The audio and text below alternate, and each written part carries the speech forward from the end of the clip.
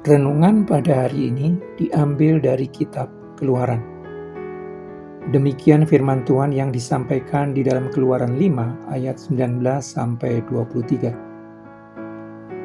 Maka mengertilah para mandur Israel bahwa mereka ada dalam keadaan susah, karena dikatakan kepada mereka, "Kamu tidak boleh mengurangi jumlah batu bata pada tiap-tiap hari." Waktu mereka meninggalkan Fir'aun, berjumpalah mereka dengan Musa dan Harun yang sedang menantikan mereka. Lalu mereka berkata kepada keduanya, "Kiranya Tuhan memperhatikan perbuatanmu dan menghukumkan kamu, karena kamu telah membusukkan nama kami kepada Fir'aun dan hamba-hambanya, dan dengan demikian kamu telah memberikan pisau kepada mereka untuk membunuh kami." Lalu Musa kembali menghadap Tuhan, katanya, "Tuhan, mengapakah kau perlakukan umat ini begitu bengis? Mengapa pula aku yang kau utus? Sebab sejak aku pergi menghadap Fir'aun untuk berbicara atas namamu, dengan jahat diperlakukannya umat ini, dan engkau tidak melepaskan umatmu sama sekali."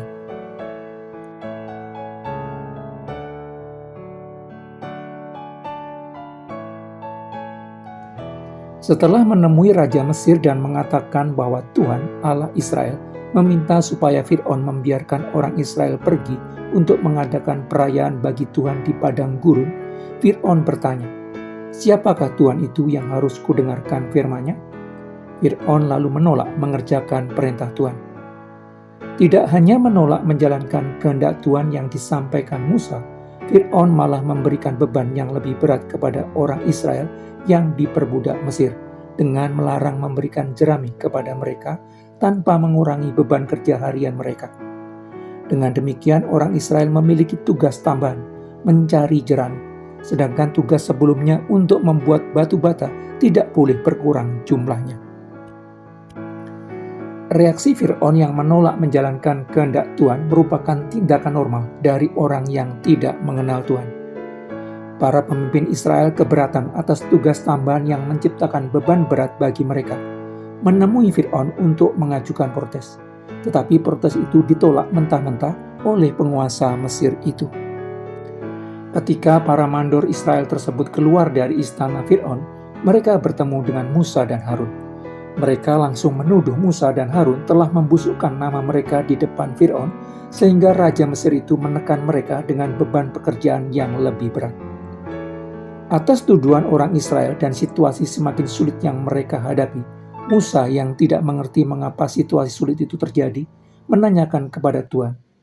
Musa yang tertekan juga menanyakan mengapa Tuhan mengutusnya.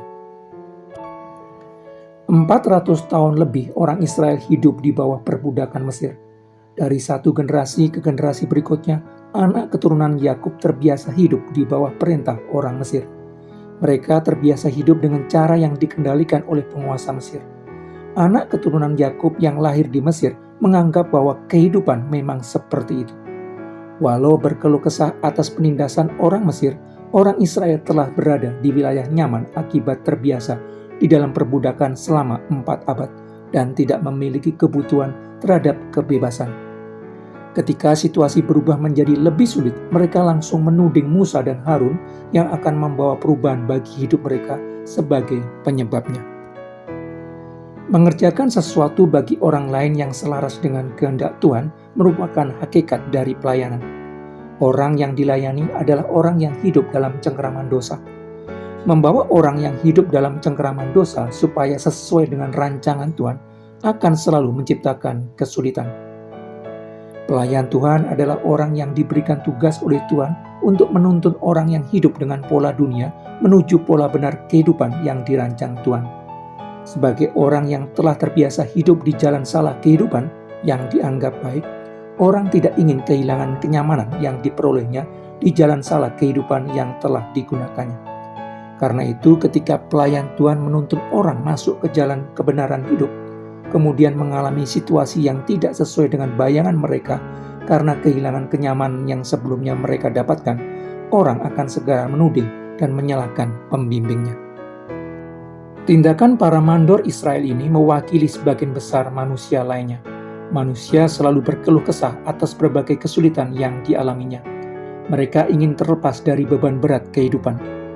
Ketika ada orang yang tergerak untuk menolong mereka terlepas dari beban berat kehidupan, tetapi di dalam prosesnya situasi menjadi lebih sulit, segera orang menyalahkan para inisiator perubahan tersebut. Demikian pula ketika orang hidup di dalam cengkeraman dosa, ketika Tuhan berinisiatif untuk melepaskan orang itu dari jerat dosa, dan di dalam prosesnya situasi menjadi lebih sulit bagi orang tersebut, segera orang menyalahkan Tuhan atau orang yang diutus Tuhan. Apalagi jika orang yang dibimbing malah menyalahkan pembimbingnya, akan menambah kesedihan pembimbingnya. Tudingan menyalahkan dari orang yang dibimbing menciptakan tekanan tersendiri bagi para pelayan Tuhan. Tuduhan sebagai penyebab situasi tidak menyenangkan menghasilkan rasa bersalah yang sulit dihilangkan bagi pelayan Tuhan. Terkadang Tuhan membiarkan situasi sulit terjadi sebagai masa transisi menuju lembaran baru kehidupan yang diberikannya. Situasi sulit diizinkannya terjadi justru untuk membawa orang belajar memindahkan sandaran mereka dari sesuatu hal tertentu kepada Tuhan.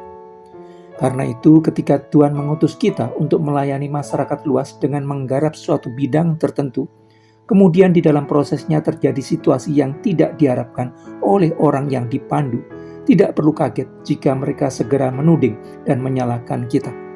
Karena hal itu sudah terjadi lebih dari 3.500 tahun sebelumnya dan akan terjadi sepanjang zaman. Kita tetap perlu menguatkan dan meneguhkan hati untuk tetap mengerjakan tugas yang telah dipercayakan kepada kita dan tetap setia kepada pimpinan Tuhan.